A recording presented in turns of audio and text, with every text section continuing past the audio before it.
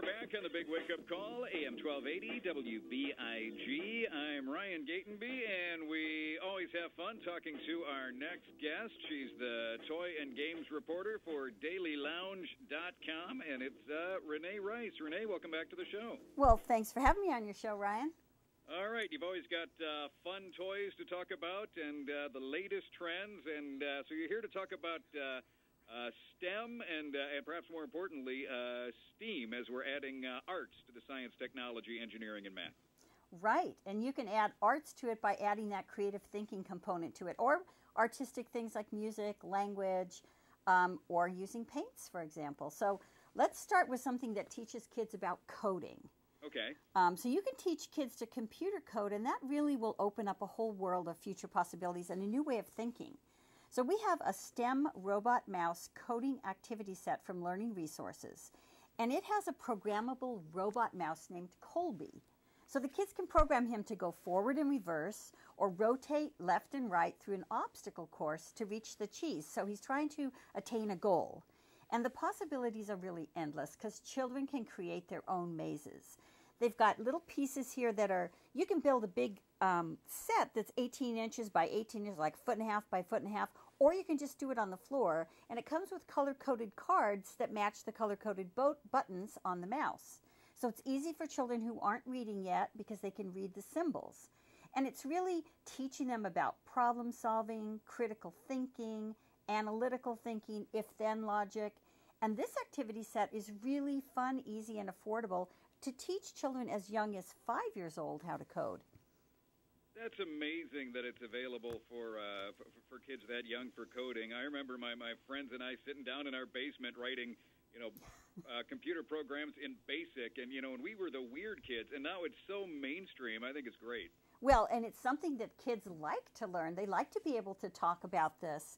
And for example, Lego has taken one of the most popular digital gaming franchises called Minecraft, and now they've brought it back to the physical world because they have physical building sets. So the Lego Minecraft Jungle Treehouse has over 700 pieces. There's 6 minifigures, including Steve and Alex from the digital game. There's an ocelot and so much more. And Lego bricks provide a great outlet for creative expression, because kids can build and rebuild these sets to create the Minecraft universe from their own imagination.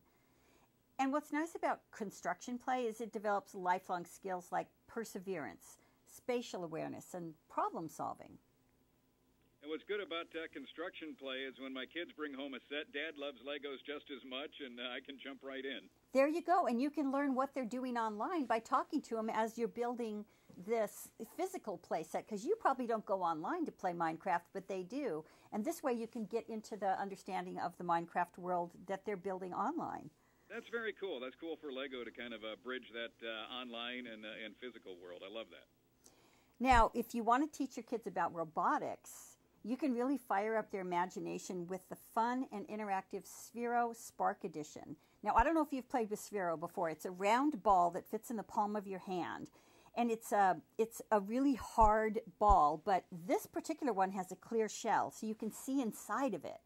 So what it does is it allows the creator to immediately see the connection between the program they just created and how the inner workings of the Sphero reacts, because it lights up, it moves, all the inner working parts, you can see how they're working.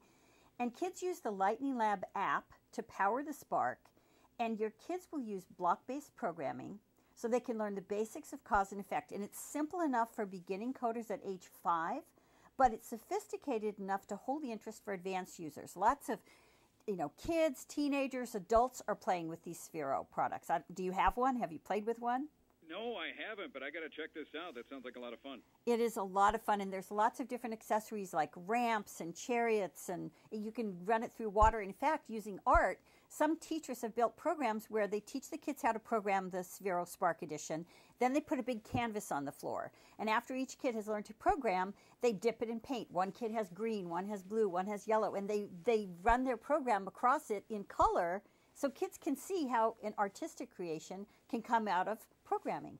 That's excellent, and programming and art together. Reyne, do you have anything else to share? We do. We have something for younger kids, as young as 3. There's the Tonka Climbovers track system from Funrise, so kids can use their engineering skills and their imagination to build really cool customized tracks for their vehicles. So these 4x4 motorized Tonka vehicles are about 4 inches long. They're built to climb and really to defy gravity, so you can simply press the button on top and watch them go. So you can take these tracks outside and tackle rocks and hills, or you can create an indoor track that goes over, under, and around household objects. They also have boulders and bridges and blocks and all these different accessories that you can build with them. So every time the kid builds a path, they're learning something new. Well, Reyne, as always, I appreciate you telling us all about the new fun stuff and making me want to go buy things. And where do we find out more? You can go to dailylounge.com. So the parents can go in and look at all of these different toys and games and figure out which one they want to start with. All right, dailylounge.com. Well, Reyne, as always, thank you for calling in, and I'm sure we'll talk again soon. Okay. Thanks for having me on your show, Ryan. I always appreciate it. And that is going to wrap it up for the big wake-up call. Stay tuned. We got Kane County Cougars baseball this afternoon.